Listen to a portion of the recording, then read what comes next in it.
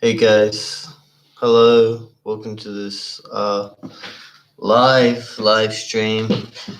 My name is Zeta Lasfar. If you guys haven't heard about me, well, I think a lot of people wouldn't. Let me just close my door.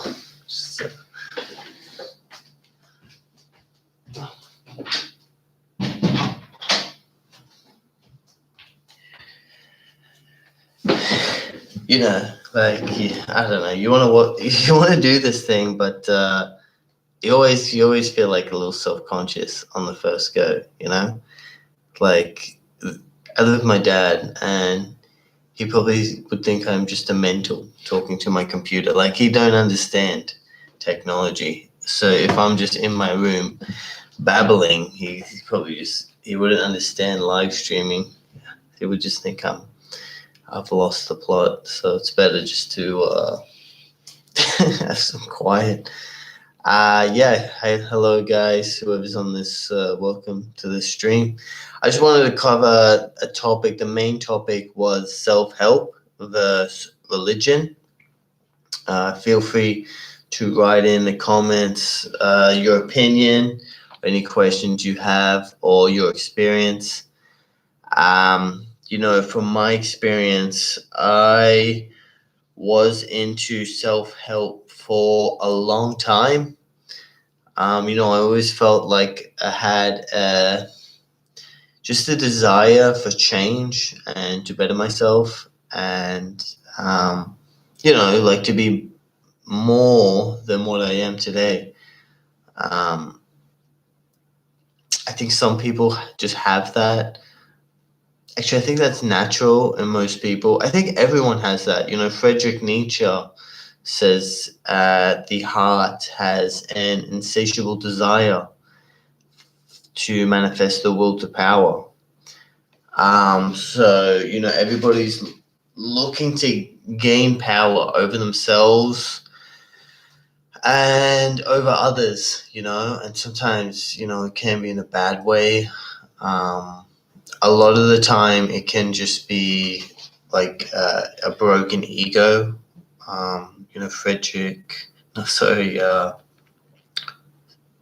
Sigmund and Freud,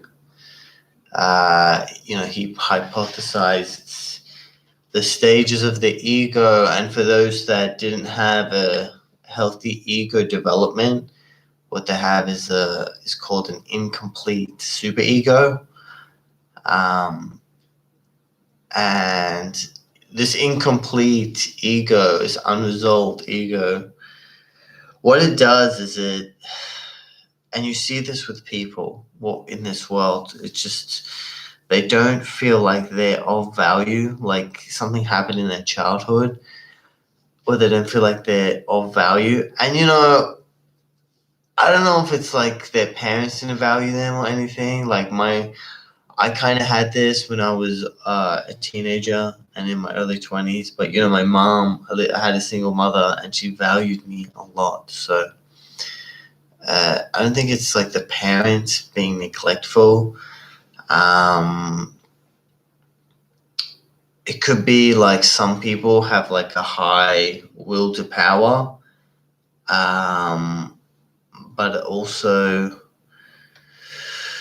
they have high desire. Like they have a high want for achievement and desire. And if other people don't believe in them, they can take that as a psychological attack, and that can manifest into anger, I believe.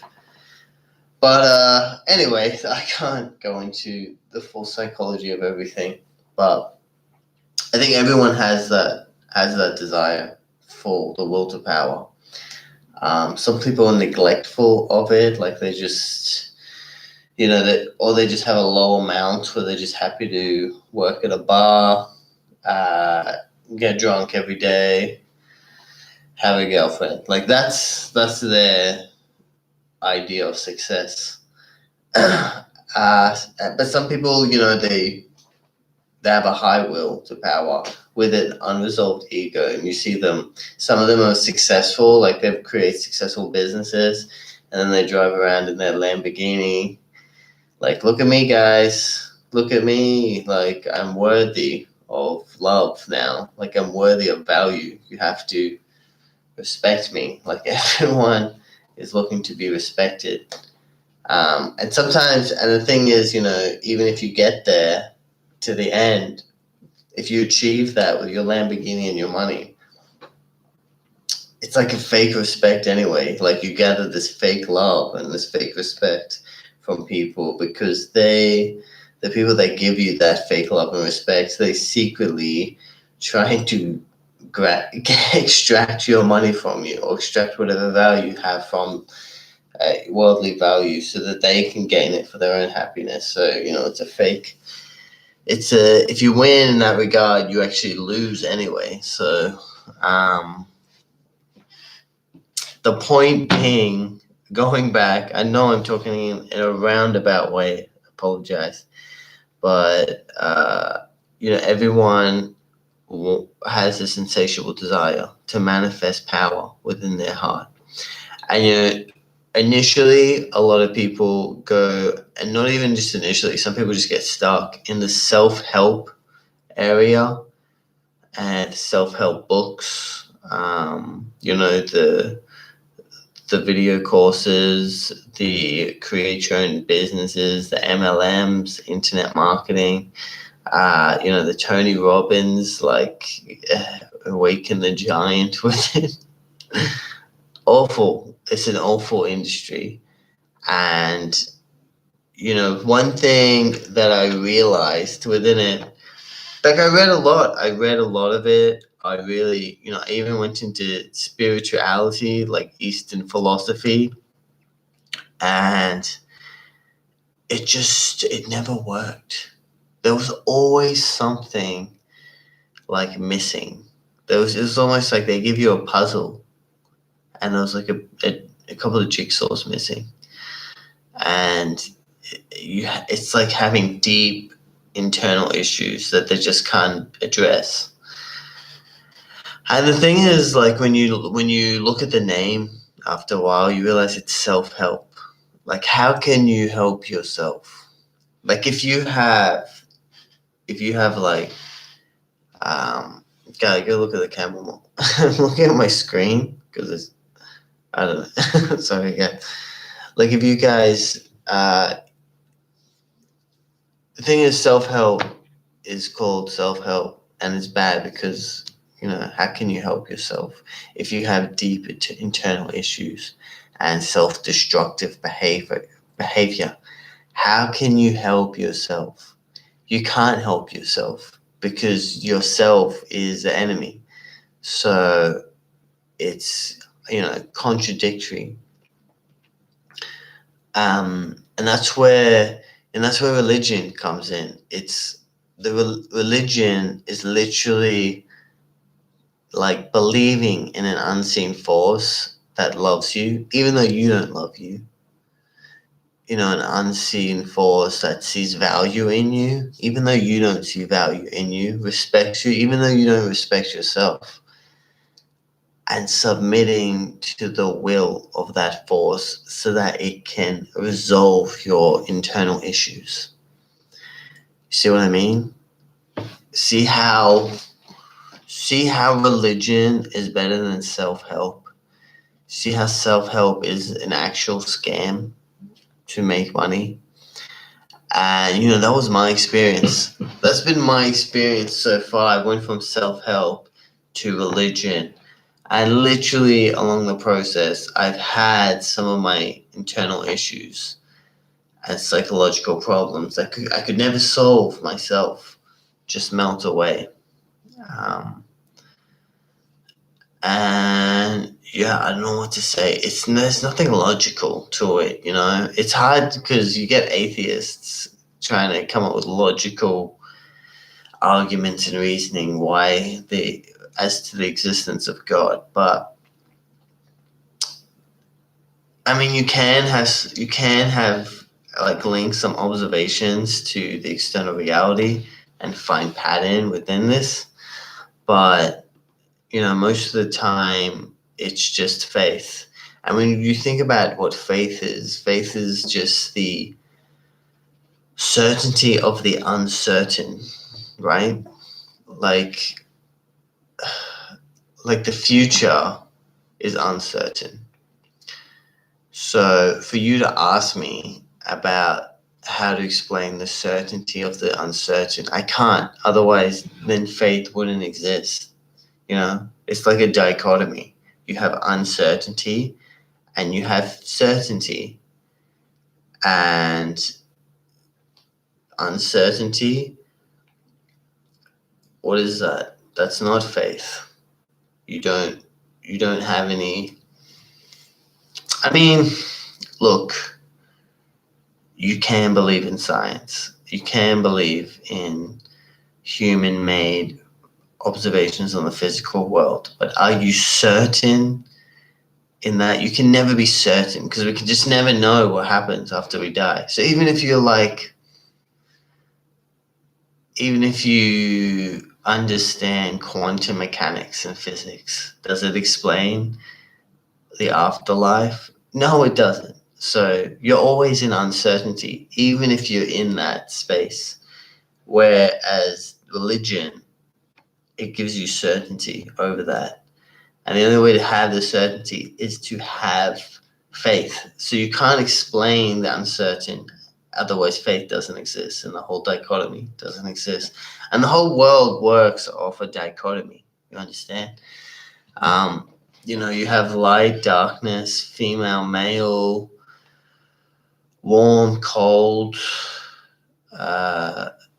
night, day. That's the function of this world. It's universal. It's a universal principle. If you look at everything has a polar opposite. So, uncertainty and faith is part of that principle. I hope you guys understand this. Maybe it's a bit much for some people. And I'm just talking off the top of my head. I don't really have anything scripted to say. But I like to think about this a lot. The generation I grew up into, I think we're a lonely generation. It's so hard to connect with people nowadays. And I don't know if that's with technology, or maybe that's just because we're selfish and we don't actually think about others and make an effort to try to connect with others. Like, my dad has a friend, right?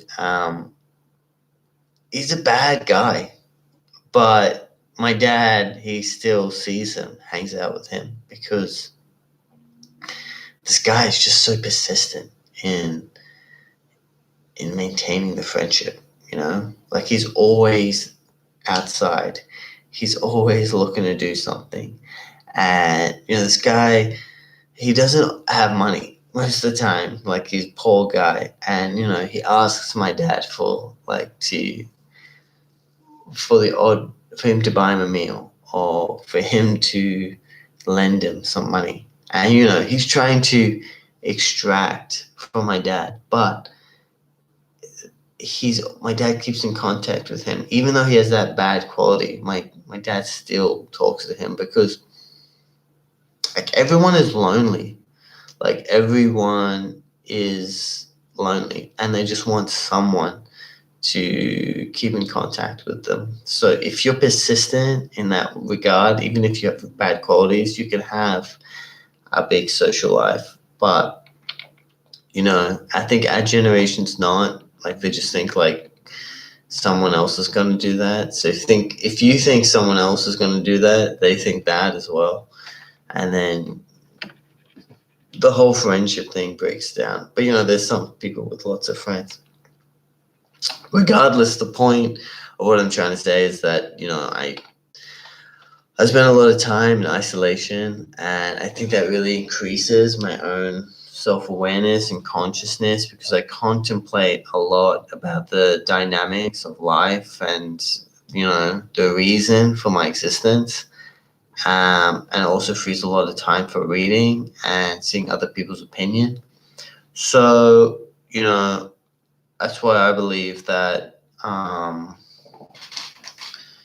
that I have something of value, like it's not, I mean, I should care that I'm teaching someone, but I do wish to just discuss this with like-minded individuals that have that level of consciousness and intelligence, because it's always good to observe the truth, what others have seeked as the truth, in order to contemplate your own truth.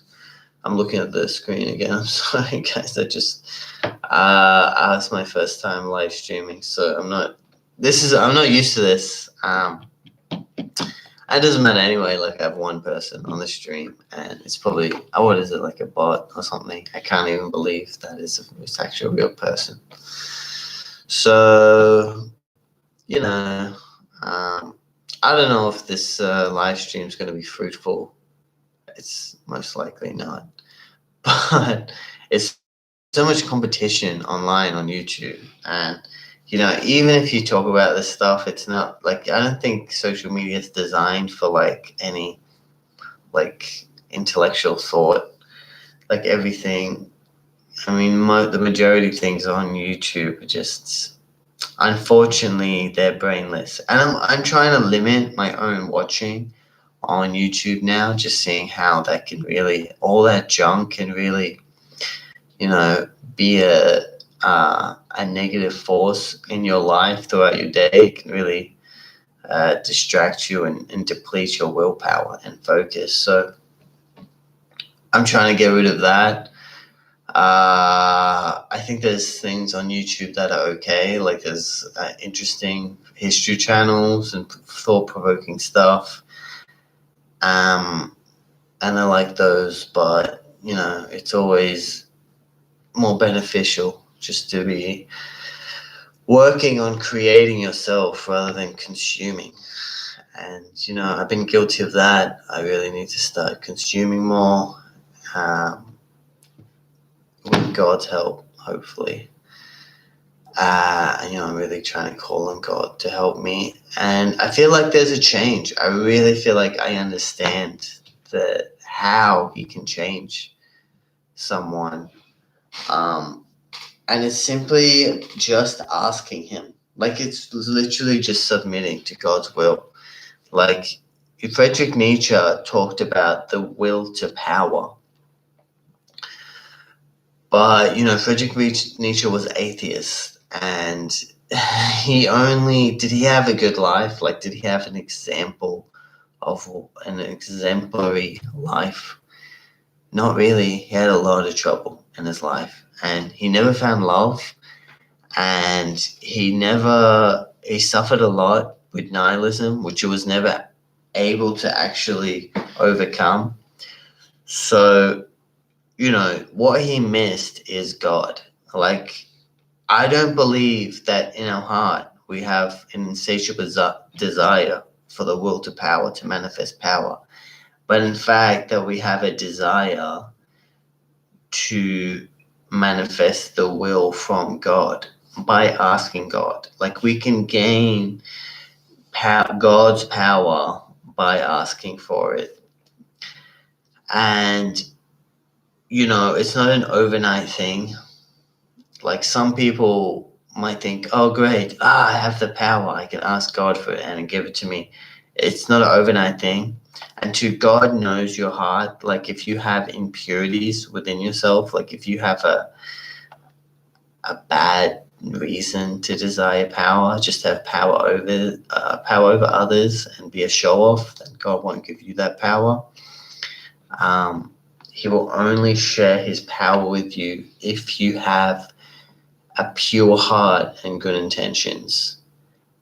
And, you have an awareness of yourself, in that, yourself has natural inclinations to do bad and is weak to badness. So, you need to, in order to manifest God's power, you need to be constantly aware of your soul and its bad natural inclinations.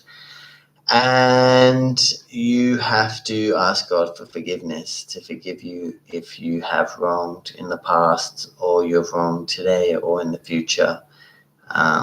You know, and be sincere. Like, some people might do that. The hard thing is you can't do this and love God and ask for power on the condition He gives it to you.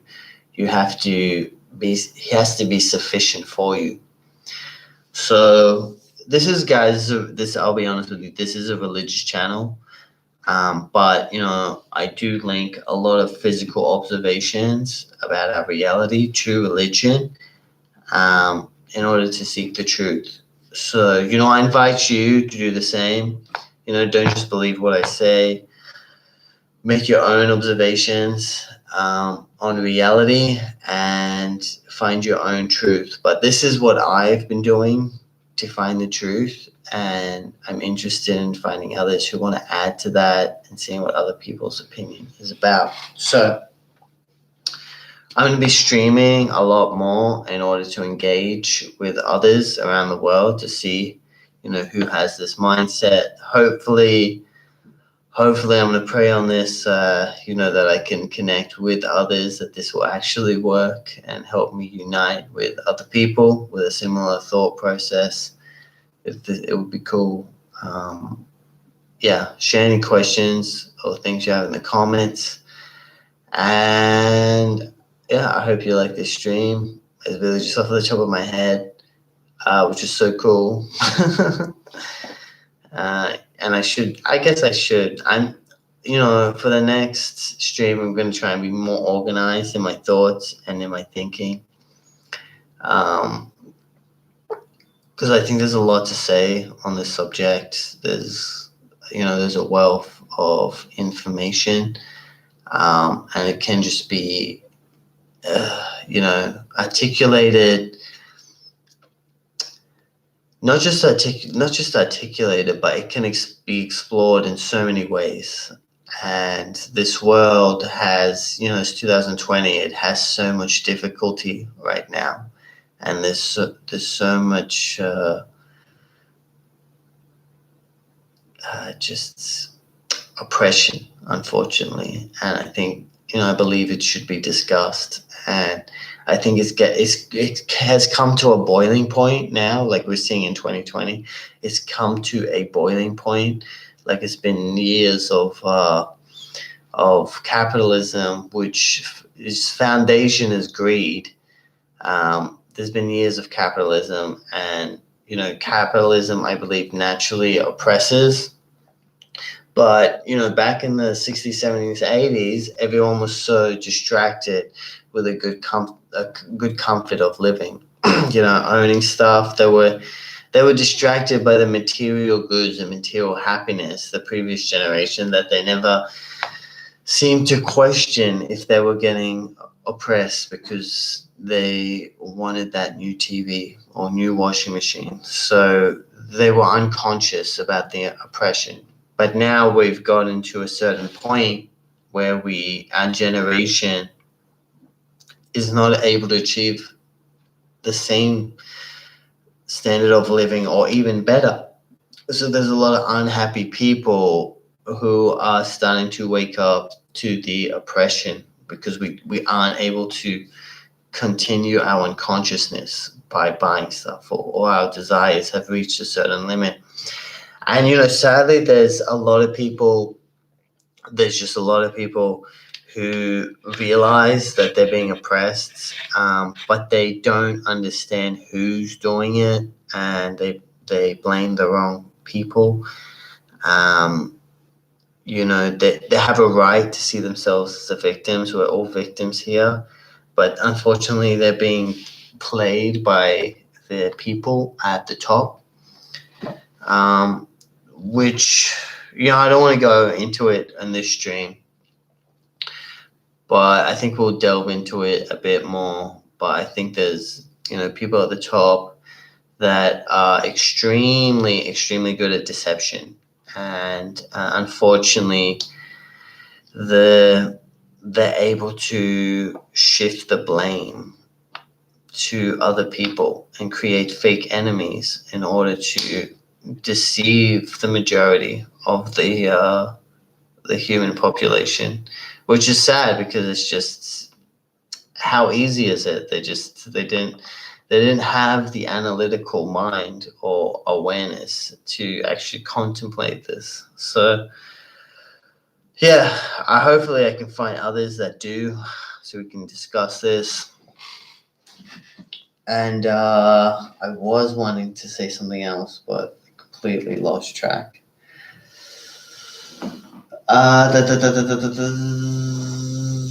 No, I don't know.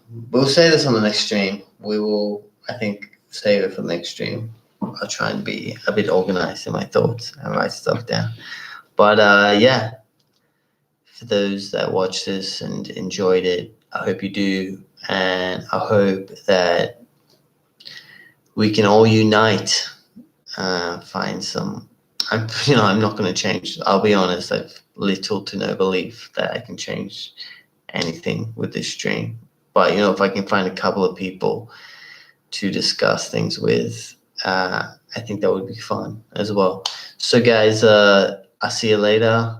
And yeah, my name is Zeta Lasfa. I have a blog called No Gratification. Check it out. Yeah. Thanks for watching.